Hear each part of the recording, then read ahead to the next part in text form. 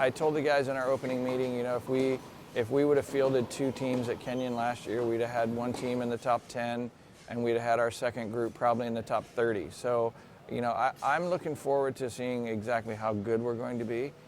So I think we'll be pretty strong. What I think people don't realize is that our lineup actually is pretty deep. Yeah. These guys that didn't play last year, it wasn't because they were bad players necessarily. I mean, we had a lot of very good players on the team, and I think now these guys are going to look to take, this opportunity and run with it, and I think we can do pretty well.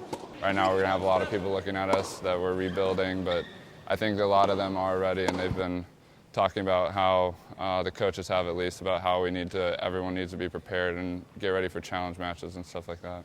I think they just have to go into it knowing, they don't have that experience, but they just have to go into it thinking that they're going to win and that they're going to be able to prove people wrong. I think the expectations are always for us to make the national tournament, and our expectation is always that we want to win the conference tournament. We've had a couple of close calls with the conference tournament the last couple of years, and so to say that it's a given that we'll win the conference this year is certainly not.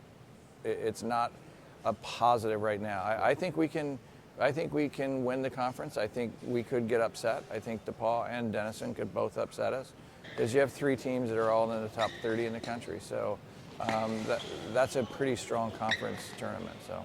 Yeah, I think the team dynamic's definitely great. That's, one of the highlights of being here for sure. Everyone gets along really well. Everyone competes really hard. I think we're a team generally that does compete very hard, and we make the most of what we have. I think we have some players that definitely need to step up, and I think they will step up. I'm not fearful of that at all.